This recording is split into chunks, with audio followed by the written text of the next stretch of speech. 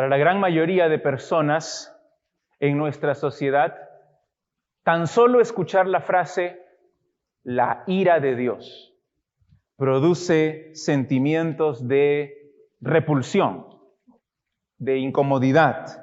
Incluso muchos en iglesias que se llaman evangélicas evitan enseñar, evitan predicar, evitan siquiera hablar de esta doctrina importantísima en las Escrituras, porque es ofensiva.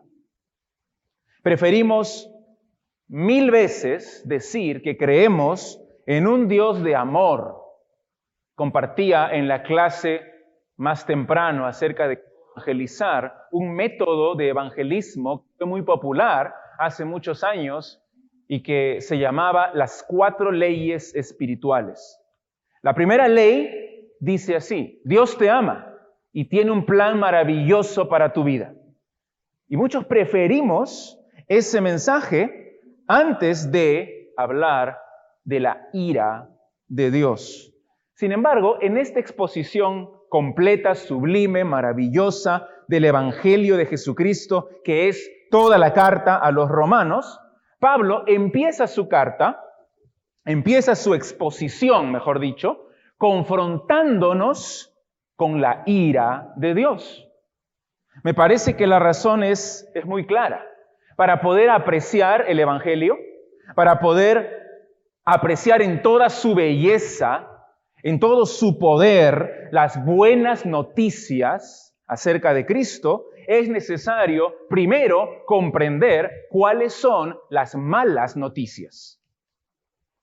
Las malas noticias acerca de nuestra condición delante de Dios. Algunos dirán: yo creo que Jesús era un hombre bueno, era un hombre suave, un hombre bonachón, al que le gustaban los niños, murió en la cruz injustamente para mostrar cuánto él amaba a la gente. Yo creía que Jesús estaba en el cielo, mirándonos con paciencia, siempre listo para perdonarnos, siempre listo para ayudarnos cada vez que le pidamos. Mi respuesta para ti es muy simple. ¿No has leído qué dice la Biblia acerca de Jesús? Lamentablemente, multitudes llenan iglesias evangélicas en las que nunca se menciona el pecado, ni el infierno, ni la ira de Dios, ni la condenación, ni su juicio. En vez de eso, se predica un Dios ajeno a la Biblia. Un Dios que promete salud, que promete prosperidad, que promete felicidad. Si tan solamente tú le abres la puerta de tu corazón, le invitas a vivir en ti, Él te da todo lo que tú has siempre querido. ¿Lo harías?, te preguntan ellos. Claro que sí, dices tú. Por supuesto, porque ¿quién no quiere todas esas bendiciones? Pero están engañados en una falsa seguridad, encaminándose cómodamente hacia la perdición. Hace más de 40 años, un teólogo, Richard Niebuhr, él describió este tipo de iglesias con esta frase: son iglesias que predican un Dios sin ira, que alcanza a hombres sin pecado y que los lleva a un reino sin juicio, por medio de un Cristo sin cruz. Y eso es lo que se predica en tantas iglesias hoy. Muchos de los gurús y estrategas expertos en el crecimiento de la iglesia en nuestros días criticarían a Pablo. Criticarían sin piedad lo que él está diciendo en estos versículos y le dirían tal vez: por favor, no vas a ganar ningún convertido si es que persistes en hablar de la ira de Dios y del infierno y del pecado. No seas tan serio, relájate un poco, pon un poco de bromas en tu mensaje, sé más positivo. Añade algunas anécdotas y verás cómo comienza a crecer tu audiencia. Sin embargo, el apóstol Pablo, inspirado por el Espíritu Santo, viene aquí predicando un evangelio puro, un evangelio verdadero, porque él sabe que esa es la única forma en que habrá salvación genuina. Claro, si queremos llenar la iglesia con gente que dice que es cristiana, pero no tiene ningún compromiso con el Señor y ningún cambio en su vida, entonces no importa el mensaje. Si queremos salvación genuina, tenemos que predicar el evangelio tal como es. ¿Recuerdas que el evangelio es el mensaje, el poder de Dios para salvación a todo aquel que cree? Así que, mis hermanos, amigos, el fin se acerca. El justo juicio de Dios en contra del pecado está cada día más cerca. Aún en el presente, aún hoy, la ira de Dios se está manifestando contra la humanidad. Está vaciándose contra el pecado del ser humano. Es de suma urgencia, entonces, que te arrepientas y que pongas tu confianza en el Señor Jesucristo, si aún no lo has hecho.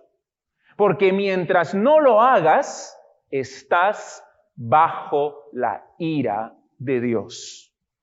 Yo confío en que el Espíritu Santo usará su palabra en esta mañana para producir convicción en tu corazón, para producir salvación, que creas en Cristo, para que seas salvo de la ira de Dios. Permíteme leer Romanos 1, toda la sección final del capítulo 1. Vamos a leer toda la sección desde el versículo 16 hasta el versículo 32. Aunque hoy día nos vamos a enfocar solamente en los versículos 18, 19 y 20.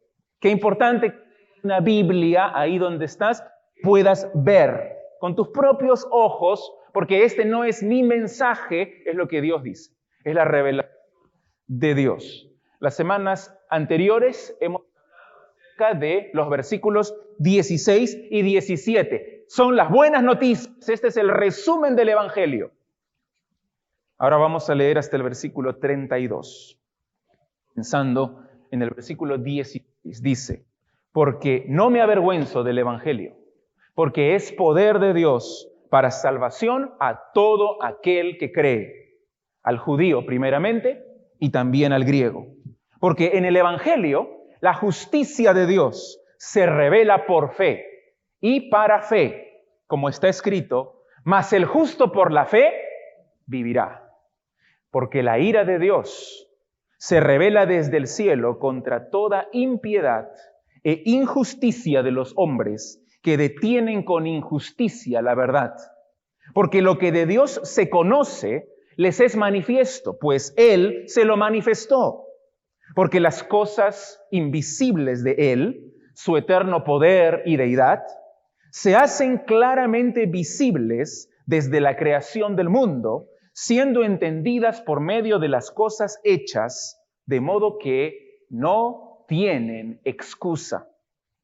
Pues habiendo conocido a Dios, no le glorificaron como a Dios, ni le dieron gracias, sino que se envanecieron en sus razonamientos, y su necio corazón fue entenebrecido. Profesando ser sabios, se hicieron necios, y cambiaron la gloria del Dios incorruptible en semejanza de imagen de hombre corruptible, de aves, de cuadrúpedos y de reptiles. Por lo cual, también Dios los entregó a la inmundicia en las concupiscencias de sus corazones, de modo que deshonraron entre sí sus propios cuerpos, ya que cambiaron la verdad de Dios por la mentira, honrando y dando culto a las criaturas antes que al Creador, el cual es bendito por los siglos. Amén.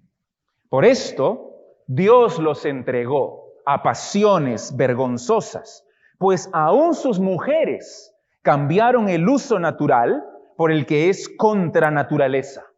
Y de igual modo, también los hombres, dejando el uso natural de la mujer, se encendieron en su lascivia unos con otros, cometiendo hechos vergonzosos hombres con hombres, y recibiendo en sí mismos la retribución debida a su extravío. Y como ellos no aprobaron tener en cuenta a Dios, Dios los entregó a una mente reprobada para hacer cosas que no convienen, estando atestados de toda injusticia, fornicación, perversidad, avaricia, maldad, llenos de envidia, homicidios, contiendas, engaños y malignidades, murmuradores, detractores, aborrecedores de Dios, injuriosos, soberbios, altivos, inventores de males, desobedientes a los padres, necios, desleales, sin afecto natural, implacables, sin misericordia, quienes, habiendo entendido el juicio de Dios, que los que practican tales cosas son dignos de muerte, no solo las hacen, sino que también se complacen con los que las practican. Esta es la descripción de la humanidad, tal como es, un diagnóstico certero, preciso, porque es de Dios, no de Pablo. Ya estamos en el mensaje número 9 de la carta a los Romanos, y Pablo ha presentado el tema central de su carta, los versículos 16 y 17, que es la justicia de Dios por la fe. En el Evangelio, cada vez que se predica el Evangelio, se revela la justicia de Dios. De tal forma que cada persona que cree en el Señor Jesucristo tiene de parte de Dios esa justicia. Él le da solo por su fe. Pero ahora a partir del versículo 18 empieza ya el cuerpo de la carta explicando el pecado del ser humano. Es casi como que hace un paréntesis antes de continuar explicando las buenas noticias. Es un paréntesis bastante largo y tal vez no le llamaría paréntesis, porque es la explicación preparatoria para dar las buenas noticias. Primero, las malas noticias. Mira otra vez el versículo 17. En el Evangelio, la justicia de Dios. La justicia de Dios se revela por fe y para fe, como está escrito, mas el justo por la fe vivirá. ¡Qué buenas noticias! Por favor, Pablo, síguenos hablando acerca de este tema. Es excelente. Y Pablo dice, voy a hablar de ese tema más adelante. Voy a retomar el tema más adelante. Capítulo 3, el versículo 21. Pablo retoma el tema y dice, pero ahora, aparte de la ley, se ha manifestado, se ha revelado la justicia de Dios. ¿Recuerdas lo que decía en 1.17? Lo retomo en 3.21. Pero ¿qué es lo que hay entre estos versículos? Desde 1.18 hasta 3.20. ¿Qué es lo que hay? De la humanidad. Y una vez que deja bien claro que todos somos corruptos y todos somos malos, depravados, impíos, recién puede continuar hablando de la justicia de Dios por la fe. Y así es como nosotros debemos presentar el Evangelio también. Primero, las malas noticias. Primero, deben saber que son culpables, que son impíos, son pecadores, destituidos de la gloria de Dios. Y luego les decimos, pero hay una solución, la justicia en Cristo, por la fe, a todos los que creen en Él.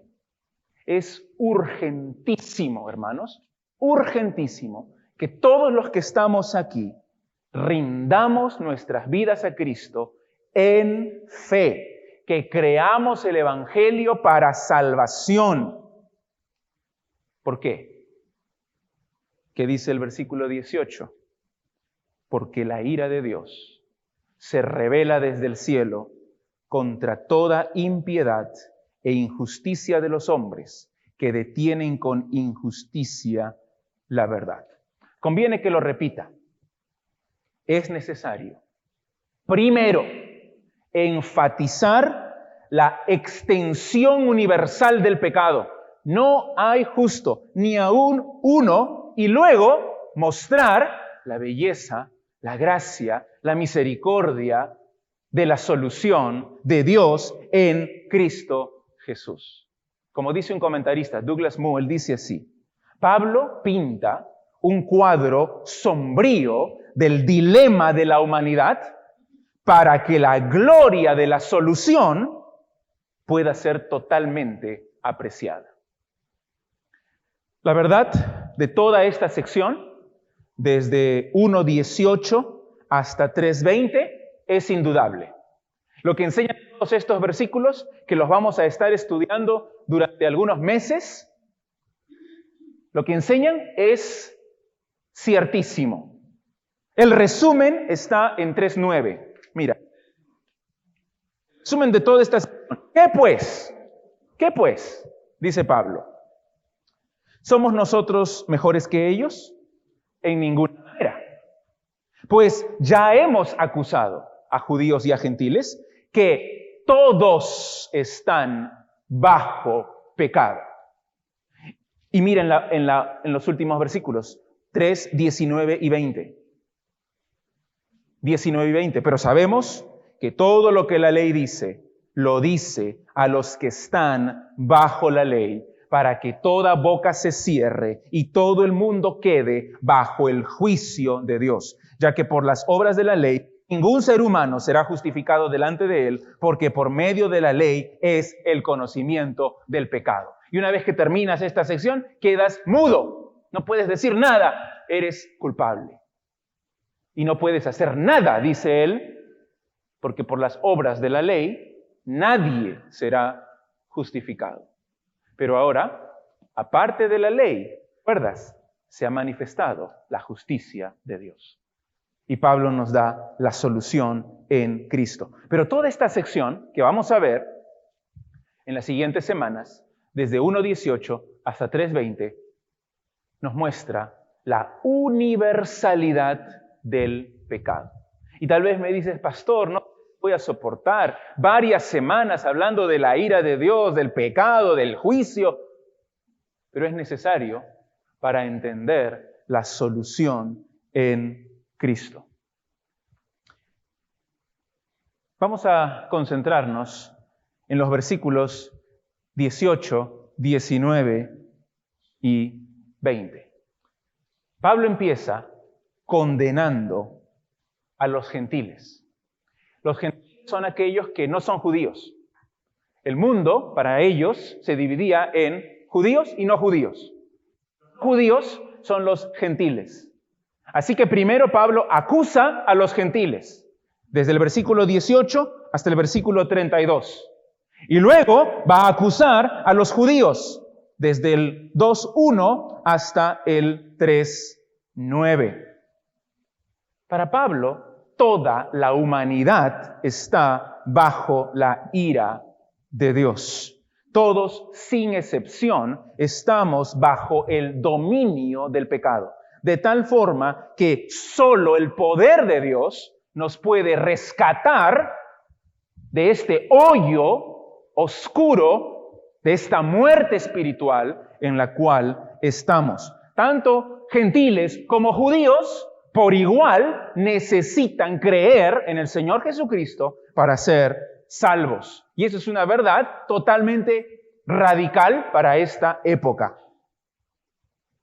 Es obvio que en estos versículos del 18 al 32, Pablo se dirige primero a los gentiles. Se dirige a los paganos, a los que no son judíos, a los que no conocen la Biblia. Es obvio, por varias razones. En primer lugar, cuando los acusa, no apela a la Biblia, no apela a la ley, apela a la creación. En segundo lugar, los acusa de pecados terribles. ¿Has visto allí toda una lista de pecados? Un judío legalista, religioso, jamás haría esos pecados. Ellos más bien acusan y juzgan a los demás y dicen que los gentiles son perros, son bárbaros, porque están metidos en toda esta inmoralidad. Pero nosotros judíos no. Así que Pablo está hablando aquí, en primer lugar, a los gentiles. Tanto así que al final, en el versículo 32, les dice, ustedes no solamente practican estos pecados, sino que se deleitan, se complacen con otros que también lo hacen. Les aplauden sus maldades a otros que también practican estos mismos pecados, mentiras, peleas, inmoralidad sexual, idolatría. Un pagano incrédulo que no considera a Dios es lo que está describiendo Pablo en estos versículos. Ahora, seguro el judío que está escuchando le dice, amén Pablo, qué bien que acusas a esos judíos, qué bien que acusas a esos paganos, se lo merecen. Pero luego en el capítulo 2, Pablo va por ellos y mira lo que les dice a los judíos. Ya los acusó a los gentiles, pero ahora a los judíos. Capítulo 2, versículo 17. He aquí, tú tienes el sobrenombre de judío y te apoyas en la ley y te glorías en Dios y conoces su voluntad. Instruido por la ley, apruebas lo mejor y confías en que eres guía de los ciegos, luz de los que están en tinieblas, instructor de los indoctos, maestro de niños, que tienes en la ley la forma de la ciencia y de la verdad. Tú, pues, que enseñas a otro, ¿no te enseñas a ti mismo? Tú que predicas que no se ha de hurtar, ¿hurtas? Tú que dices que no se ha de adulterar, ¿adulteras? Tú que abominas los ídolos, ¿cometes sacrilegio? Tú que te jactas de la ley con infracción de la ley, deshonras a Dios. Gentiles y judíos, todos sin excepción, están bajo la ira de Dios. En consecuencia, como todos están bajo la ira de Dios, Dios los entregó a su pecado. Dios los entregó a la inmundicia. Dios les dijo, ¿quieren pecar? Sigan pecando. Hagan lo que quieran y sufran las consecuencias. En el capítulo 1, 3 veces está esa frase. Mira el versículo 24. Por lo cual también Dios los entregó a la inmundicia. Mira el versículo 26. Por esto Dios los entregó a pasiones vergonzosas. Mira el versículo 28. Y como ellos no aprobaron tener en cuenta a Dios, Dios los entregó a una mente reprobada. Este diagnóstico de la condición humana es muy claro. Tú te preguntas por qué el mundo está así, por qué hay tanta corrupción, por qué hay tanta maldad, por qué hay tanta inmoralidad. ¿Cuál es la respuesta? La respuesta es que como ellos no tomaron en cuenta a Dios, Dios los entregó a sus propios pecados. Dios los entregó a la inmoralidad. Hagan lo que quieran. Pero luego, como dice también, recibirán en sí mismos la retribución debida a su extravío. Y esta es la manifestación de la ira de Dios. El versículo 18, entonces, cambia el tono. Hay un giro que introduce el tema de la revelación de la ira de Dios en contra del mundo pecador. Mira cómo comienza el versículo 18 con la palabra ¿por qué? La palabra ¿por qué? Versículo 18. Esta es la idea. En el versículo 17, la proclamación del Evangelio revela la justicia de Dios para el que tiene fe. Esto es necesario. El Evangelio es necesario que se predique. ¿Por qué? Porque la ira de Dios se revela contra el pecado del ser humano. El hombre pecador entiende que el mundo está mal, solamente que no sabe por qué está mal. Y la respuesta es por su pecado y porque Dios los ha abandonado a su pecado. Necesitas con desesperación la justicia de Dios del versículo 17. ¿Por qué? Porque la ira del versículo 18 se está rebelando contra la maldad de los hombres. Eso es muy serio, es un asunto de vida o muerte, es un asunto de salvación o perdición, infierno o cielo. Y Dios, en su gracia infinita, nos lo enseña en su palabra para que lo sepamos, para nuestro bien, para que nos arrepintamos y confiemos en Él. Y seamos salvos de la ira de Dios. Y por eso es urgentísimo que creas en Cristo. Y no solo, es urgentísimo que prediques este evangelio a todos los que están a tu alrededor que no conocen a Cristo. ¿Por qué? Porque están bajo la ira de Dios. Observa con cuidado cuál es la condición del hombre sin Cristo.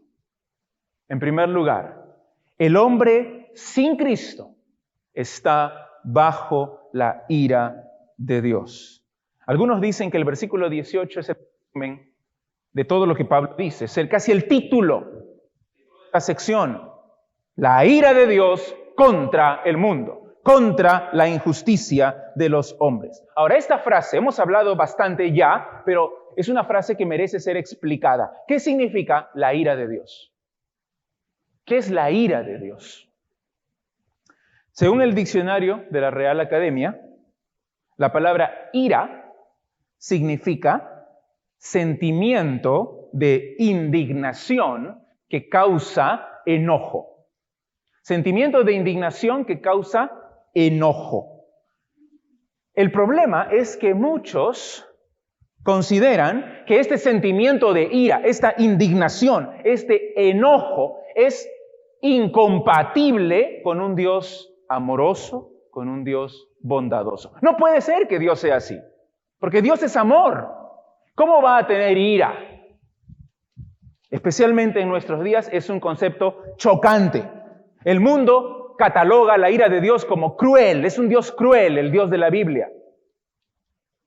Y por eso en la predicación de muchas iglesias se ha eliminado el concepto de la ira de Dios. Sin embargo, esta es una característica esencial de Dios. Es un atributo que nace de su justicia, de su santidad. Un comentarista dice así: la ira de Dios es necesaria para entender el concepto bíblico de Dios. Si no, no lo puedes entender. Si suprimimos de nuestra enseñanza la doctrina de la ira de Dios, entonces no vamos a poder apreciar el amor de Dios, ni la gracia de Dios, ni la misericordia de Dios en la obra de Cristo. Se anularán todos nuestros esfuerzos evangelísticos y misioneros, porque ¿para qué predicar de Cristo? Si todos están bien, si Dios no está molesto, ¿para qué predicar? Si al final todos van a ir al cielo. Sin embargo, no es lo que enseña la Biblia. Cuando hablamos de la ira, tenemos que recalcar que la ira de Dios no es como la ira del ser humano. No es como la ira del ser humano. Y mientras meditaba esta semana en este concepto, me decía a mí mismo, oraba por mí mismo y le pedía al Señor, Señor, ayúdame a predicar acerca de la ira de Dios, pero sin tener ira humana en mi corazón. Porque es muy diferente. La ira de Dios no es caprichosa, sino que es justa, es santa. El Antiguo Testamento menciona cientos de veces la ira de Dios. Solamente 2 ejemplos. La destrucción de los ejércitos egipcios en el Mar Rojo. ¿Recuerdas la historia del Mar Rojo? Se abre el Mar Rojo, cruza Israel y luego regresan las aguas y sepultan a los ejércitos de Egipto. En Éxodo 15:7 dice así: enviaste tu ira, los consumió como a hojarasca. De igual forma, la conquista de Jerusalén. Llegaron los babilonios con Nabucodonosor a la cabeza y destruyeron Jerusalén y se llevaron cautivos a muchos. Dios dice esto en contra de su propio pueblo, en contra de Israel. Dios le dice estas palabras a Sedequías, el último rey de Judá. Le dice así, en Jeremías 25. Pelearé contra vosotros con mano alzada y con brazo fuerte, con furor y enojo e ira grande. Pero no vayas a pensar que solamente la ira de Dios se menciona en el Antiguo Testamento, sino también en el Nuevo Testamento. Juan el Bautista predicaba con estas palabras: generación de víboras, ¿quién os enseñó a huir de la ira venidera? En Apocalipsis, los ricos, los poderosos, los gobernantes del mundo gritan de terror y le dicen a las montañas, así como estas montañas alrededor, a los montes, les dicen así: caed sobre nosotros y escondednos del rostro de aquel que está sentado sobre el trono y de la ira del Cordero, porque el gran día de su ira ha llegado. ¿Quién es el Cordero? Jesucristo. La ira del Cordero. Pablo dice en este versículo que la ira de Dios se revela desde el cielo. Esto significa que Dios está mirando la historia humana y está molesto, está airado, está enojado.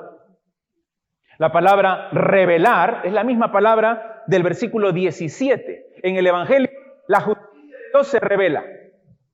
Pero luego en el versículo 18, la ira de Dios se revela también contra el pecado del ser humano. No hay ninguna duda que Dios derramará su ira en el juicio final. El mismo Pablo en Romanos lo dice más adelante, capítulo 2, versículo 5.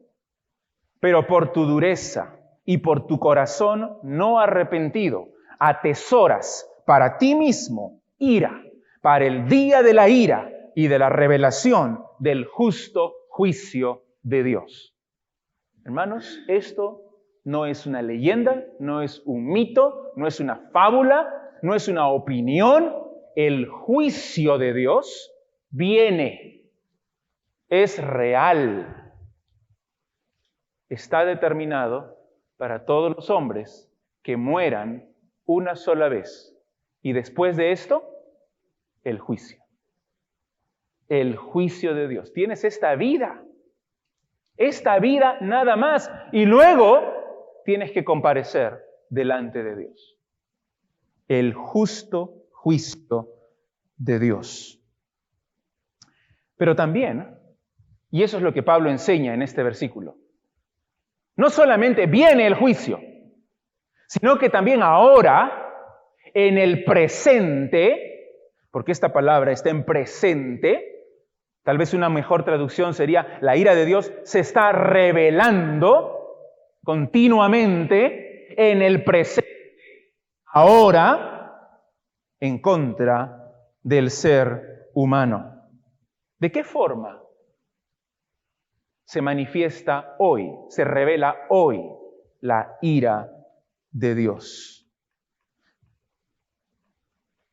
Lo que hemos mencionado hace un momento, esta frase triple, nunca la olvides: Dios los entregó.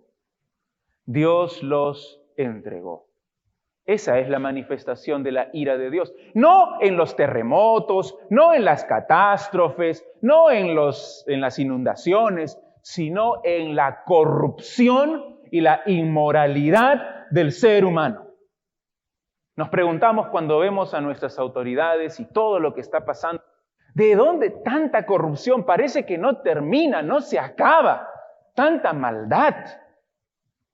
¿Y cuál es la respuesta de la Biblia?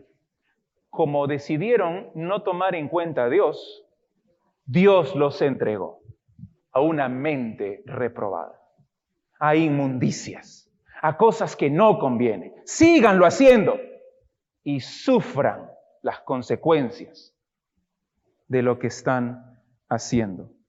En un sentido, es el juicio de Dios. Ya. Ahora.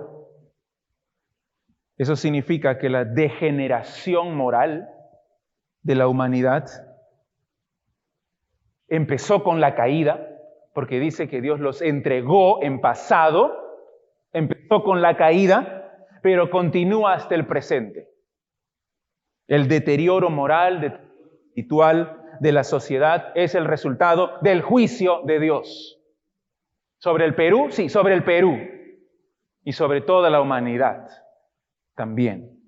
Y alcanzará ese juicio y esa ira alcanzará su punto culminante en el justo juicio de Dios al final de los tiempos.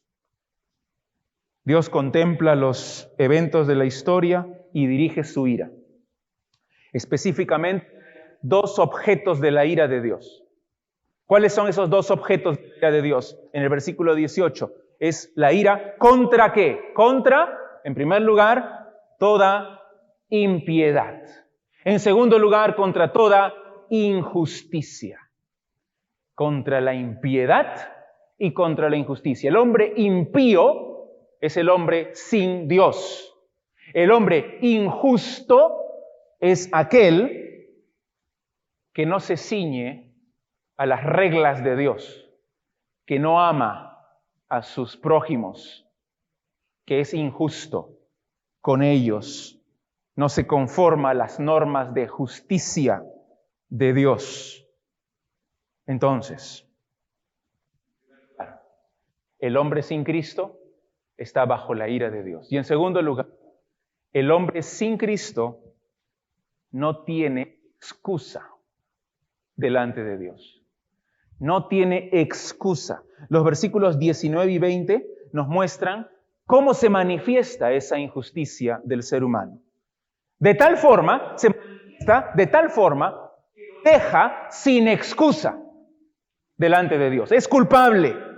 No hay nada que pueda decir. Toda boca se cerrará en el juicio. No va a hablar nada porque esto es justo. Es obviamente impío. Es obviamente malo. Por medio de 3 puntos, Pablo nos muestra cuál es su argumento. Tú me preguntas, ¿en qué consiste esta maldad? ¿En qué consiste esta injusticia del hombre para que la ira de Dios se dirija contra él? 3 puntos. En primer lugar, primer punto, la majestad de Dios es evidente en la creación. La gloria de Dios es evidente en la creación. Mira el versículo 19. Porque lo que de Dios se conoce es manifiesto, pues Dios se lo manifestó. Es patente, es evidente, es visible. ¿Qué cosa? Lo que se conoce de Dios. Ahora, no todo lo que se puede conocer de Dios, sino algunos atributos específicos que están en el versículo 20. Dice ahí, las cosas invisibles de Él, su eterno poder y deidad, se hacen claramente visibles desde la creación del mundo, siendo entendidas por medio de las cosas hechas. ¿Qué significa esta frase? Mira la creación. Mira las estrellas. Mira los animales. Mira tu propio cuerpo. Es evidente. No solamente que Dios existe. Es evidente que es poderoso. Es evidente que es soberano. Eterno poder y deidad se hacen claramente visibles y se entienden por medio de las cosas hechas. Todo lo que está a tu alrededor. Disfruta de la creación. Pero no solamente disfrutes, sino reconoce quién lo hizo. Con qué poder, con qué majestad. El Salmo 19:1 dice que los cielos cuentan la gloria de Dios. Cuando ves el universo, ves la gloria de Dios, su majestad, su omnipotencia al crear un universo tan vasto, tan complejo, tan increíble. Entonces, cuando ves la creación, puedes entender que hay un Dios y que es un Dios creador, omnipotente, un Dios glorioso. Los atributos invisibles de Dios se hacen visibles por medio de la creación. Y ese no es un conocimiento escondido, no es un conocimiento que solamente es para los más inteligentes o para los científicos o para los iluminados, sino que dice aquí que Dios mismo se lo manifestó a todos. A todos. Todo lo que podemos saber acerca de Dios es lo que Él ha decidido revelarnos. Dios ha impreso en la mente del ser humano su gloria, su grandeza, de tal forma que cada tribu, cada pueblo reconoce instintivamente que existe un Dios creador, poderoso. Esa es la revelación general de Dios. General porque es para todos. Toda persona tiene conocimiento de Dios. Los ateos, por eso en la Biblia se les describe como necios. Dice el necio en su corazón, no hay Dios. ¿Por qué es necio? Porque cierra sus ojos, es ciego voluntariamente a la creación. Mira la creación. ¿Cómo vas a decir que no existe Dios? ¡Qué necio eres! Ahora, ese conocimiento de Dios, de que existe, de que es poderoso, de que es glorioso, no nos salva. No es suficiente para salvar. Necesitamos el Evangelio. Por eso es que hay que predicar el Evangelio. Lo que es peor es que esta verdad de Dios, que es patente, que es visible, es suprimida por el corazón del ser humano. Y ese es el segundo punto. La injusticia del hombre rechaza la verdad. Es que Dios es glorioso, pero el hombre rechaza esa verdad. Mira al final del versículo 18, que la ira de Dios se revela contra los hombres que detienen con injusticia la verdad. Esa palabra detener es una palabra difícil de traducir. La Reina Valera dice detienen, la Biblia de las Américas dice restringen, la NBI dice obstruyen. Es la idea de reprimir la verdad, luchar contra la verdad y contenerla y tratar de aplastarla y esconderla. Eso es lo que hace el hombre, ¿qué dice el versículo? Con injusticia. Con maldad. No quiere creer en Dios. A pesar de las evidencias. Ahí está la verdad. Y la verdad es la verdad. Y la verdad lo va a arrasar. Pero él está luchando contra la verdad. Y la reprime. Y la obstruye. Y la restringe. La aplasta. La pisa. Con injusticia. Sus actos, sus palabras, sus pensamientos. Todo se opone a Dios. ¿Qué verdad es la que ellos reprimen? ¿Cuál es la verdad que reprimen? La verdad acerca de un Dios creador, glorioso, omnipotente. No se han sometido a Él. Y es lo que explica todo este pasaje. Todo el pasaje. Quiero que veas algunas frases claves. Miren el versículo 21, por ejemplo. Habiendo conocido a Dios, no le glorificaron como a Dios ni le dieron gracias. Detienen la verdad. Saben que existe Dios, pero no le glorifican como a Dios. Mira el versículo 23. Cambiar la gloria del Dios incorruptible en semejanza de hombre corruptible. No viven para la gloria de Dios, viven para su propia gloria. Y se crean sus propios ídolos. Mira el 25. Cambiaron la verdad de Dios por la mentira. Mira el versículo 28. No aprobaron tener en cuenta a Dios. Con todas estas acciones, deteniendo, reprimiendo, aplastando la verdad de Dios. Así es el ser humano. Han tomado la decisión de vivir autosuficientemente, independientemente, para sí mismos, sus ídolos, y no para Dios. Hermanos, hemos sido creados para la gloria de Dios. Pero el ser humano, al vivir de forma egoísta, inmoral, al vivir para su trabajo, para sus negocios, para su placer, para sus intereses, sin Dios, rechaza a Dios. Aunque Él diga que cree en Dios, aunque Él diga que es cristiano, pero en la práctica es un ateo. Tú me dices, pero yo no soy un inmoral, yo no soy un criminal, yo no le hago daño a nadie, yo me preocupo por mi familia, yo trato de ser bueno, trato de proveer para ellos, trato de hacer buenas obras, pero no glorificas a Dios como Dios ni le das las gracias, sino que has cambiado la gloria de Dios por tu propia gloria. Lo haces solo para ti, no para Dios. Vivir sin considerar a Dios, sin pensar en Dios, sin tomarlo en cuenta, como dice aquí, es vivir en oposición a Dios, es vivir rechazando la verdad. Tenemos que entregarnos en obediencia, en sumisión, en arrepentimiento, en gratitud constante al Señor. Dice Pablo, todo lo que hagas, hazlo para la gloria de Dios. Él es el creador, es el juez de todos, es el soberano y tienes que someterte a Él. Esa es la verdad que el hombre odia en todo su corazón. Y en consecuencia está bajo la ira de Dios.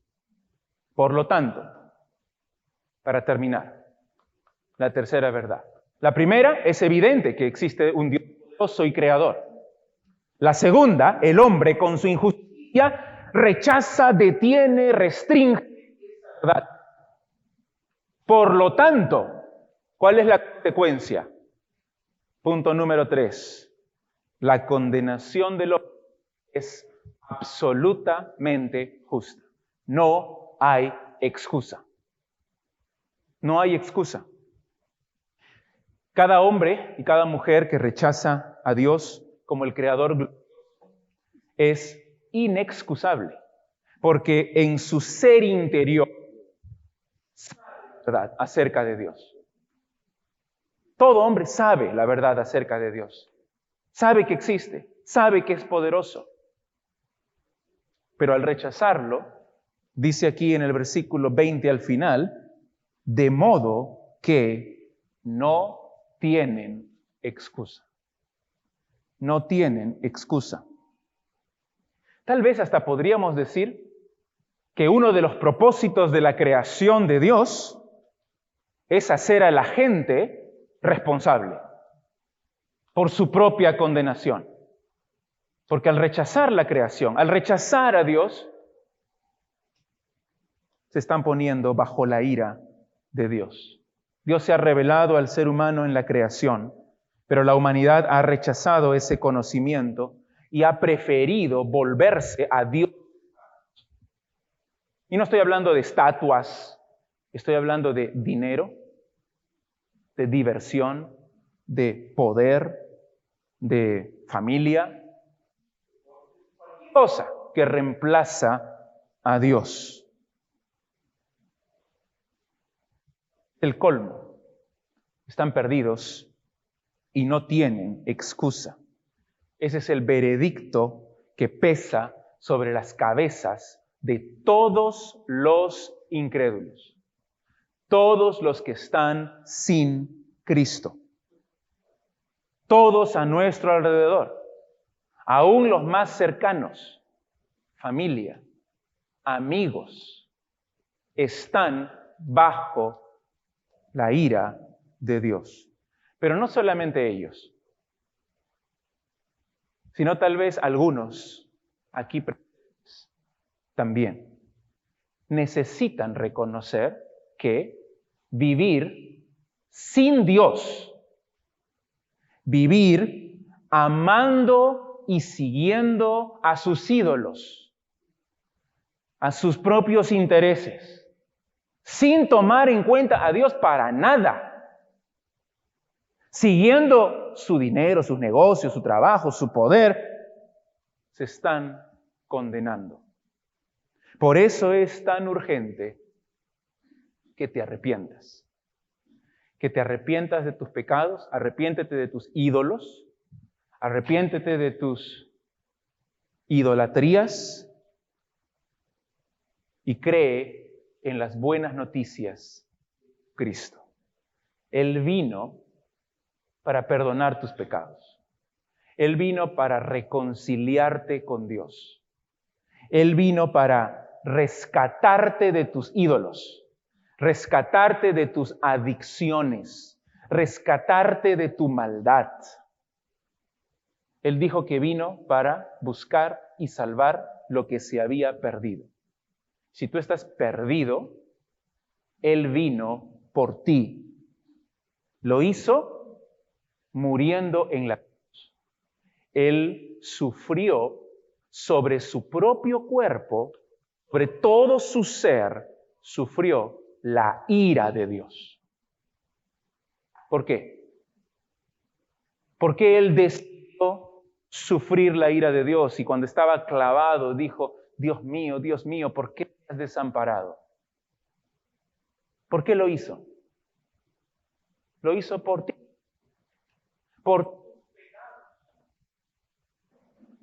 El propósito final, obviamente, es para su propia gloria. Pero no reduzcamos, no eliminemos, no minimicemos que Él lo hizo, la Biblia dice, por amor al mundo. Dio su vida. Fue el sustituto del pecador. Toda esa ira justa que estaba dirigida en contra tuya por tu pecado, Dios la redirigió hacia su propio Hijo, Jesucristo. Porque cargó en Él el pecado de todos nosotros. Él te reemplazó a ti. Y si tú te humillas, si ahora mismo tú le pides perdón, te arrepientes de tus pecados y confías en lo que Cristo hizo por ti en la cruz, serás salvo de la ira de Dios. Tendrás vida eterna, te reconciliarás con Dios y tendrás gozo para toda la eternidad. Si nunca te has arrepentido de tus pecados sinceramente, postrándote delante de Él y diciéndole, Señor Jesús, yo creo, confío en lo que tú hiciste por mí. Hazlo ahora, hazlo. Arrepiéntete, cree en el Señor Jesús para tu salvación. No esperes porque puede ser demasiado tarde. Vamos a orar para terminar. Todos con los ojos cerrados, la cabeza inclinada en reverencia a nuestro.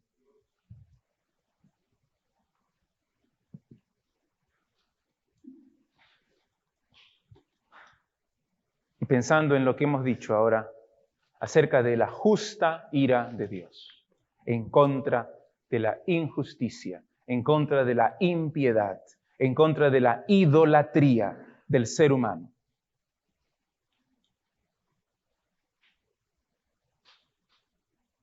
Todos somos culpables, sin excepción. Pero, por la gracia de Dios, varios de los que estamos aquí nos hemos arrepentido y hemos puesto nuestra fe en el Señor Jesucristo. ¿Por qué no lo haces tú? Es de pura gracia.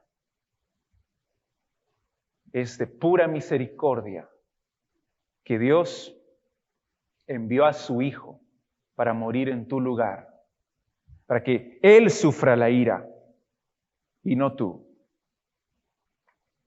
Si tú te arrepientes hoy, si tú crees en el Hijo de Dios hoy, serás salvo. Tendrás vida eterna, tendrás el perdón de todos tus pecados. Podremos todos decir, Como Pablo les decía a los tesalonicenses, gracias que no nos has puesto para ira, sino para alcanzar salvación por medio de Jesucristo. Clama a Dios, pide perdón, confía en Él. Él murió por ti y resucitó. Está vivo y te demanda que te arrepientas, que confíes en Él. Padre Santo, gracias, Señor, por tu palabra. Gracias, Padre, por este mensaje que es un mensaje difícil, un mensaje que nos perturba, pero que así debe ser. Así debe ser. Porque tiene que mover nuestros corazones al arrepentimiento, a la fe en Cristo. Te ruego por los que están aquí presentes que realmente reconozcan su condición y que crean en Jesucristo. Que tu Espíritu obre salvación en sus corazones. Gracias, Padre. Nos ponemos en tus manos. En el nombre de Jesús. Amén.